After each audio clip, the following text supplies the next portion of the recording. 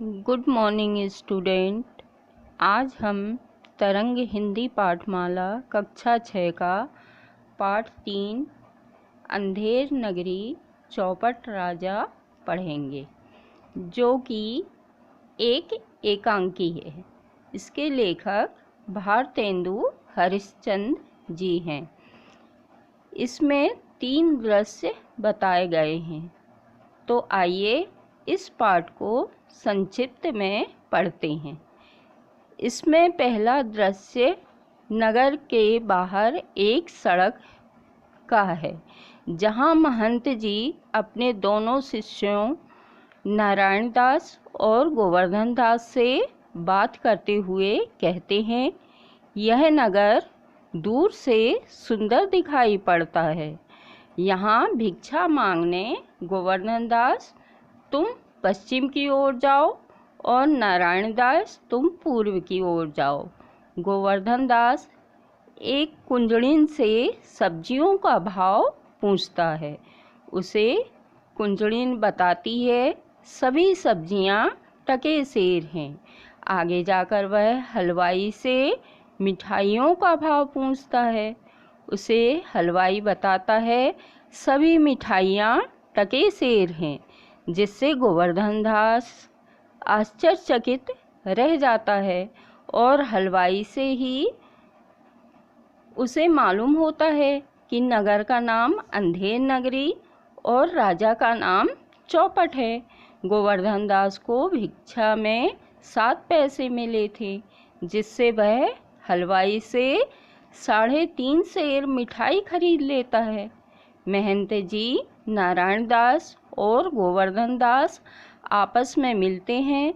महंत जी गोवर्धन दास की भारी गठरी देखकर पूछते हैं, तो वह बताता है कि 3.5 सेर मिठाई टके सेर भाव से खरीदी है। तब महंत जी आश्चर्य से नगरी और राजा के विषय में पूछते हैं। तब गोवर्धन दास कहता है, अंधेर नगरी चौपट राजा, टके सेर भाजी टके सेर खाजा। चेले की बात सुनकर गुरुजी उसे सलाह देते हैं कि उस नगरी में रहना उचित नहीं है, जहाँ टके सेर भाजी और टके सेर खाजा बिकता है। और गुरुजी अपने दूसरे चेले के साथ नारायण दास के साथ वहाँ से चले जाते हैं, लेकिन गोवर्धन दास वहीं रुक जाता है। जाते समय गुरुजी उसे कहते हैं कि यदि कभी कठिनाई आए तो वह उन्हें याद करे, जिससे वह उसकी सहायता कर सकें। यहाँ पहला दृश्य समाप्त होता है। अब दूसरा दृश्य में राजसभा का है, जहाँ राजा, मंत्री, नौकर आदि सभी अपने अपने स्थान पर विराजमान हैं। उसी समय एक व्यक्ति दरबार में यह शिकायत लेकर उपस्थित होता है कि कल्लू बनिया की दीवार गिर जाने से उसकी बकरी दबकर मर गई। उसे न्याय मिलना चाहिए और अपराधी को दंड मिलना चाहिए। राजा कई लोगों को एक एक कर दरबार में बुलाता है।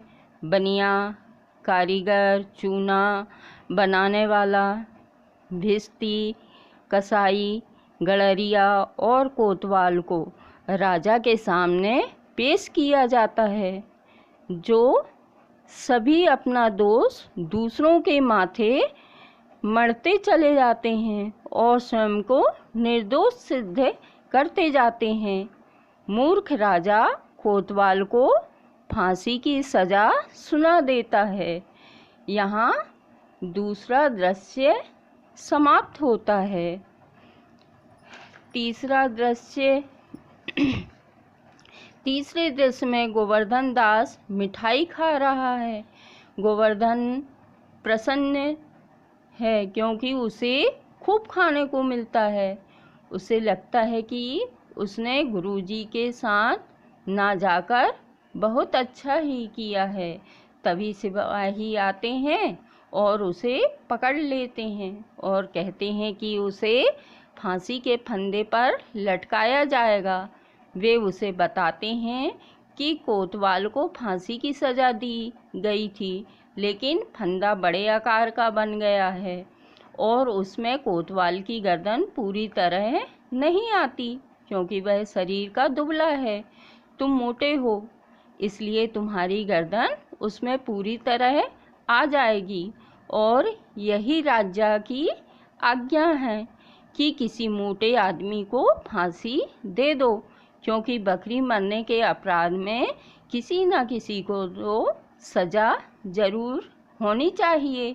गोवर्धन दास अपने को असहाय पाकर गुरुजी को बुलाता है और सिपाही उसे बलपूर्वक पकड़कर ले जाते हैं ताकि उसे फांसी दे सकें। तभी उसके गुरुजी अपने दूसरे शिष्य नारायण दास के साथ वहाँ आते हैं और सारी बात सुनकर उसके कान में धीमे से कुछ स्वर में समझाते हैं और फिर वह उसे बताते हैं कि इस शुभ घड़ी में जो फांसी में चढ़ेगा वह सीधा स्वर्ग जाएगा। इसलिए गुरुजी और शिष्य दोनों ही उस घड़ी मरने के लिए जिद करने लगते हैं। महंत जी और गोवर्धन दास के इस विवाद से सिपाही हैरान होते हैं। इतने में राजा, मंत्री और कोतवाल वहां आते हैं और गुरु से यह जानकर कि यह शुभ घड़ी है और जो कोई इस घड़ी में मरेगा वह सीधे स्वर्ग जाएगा।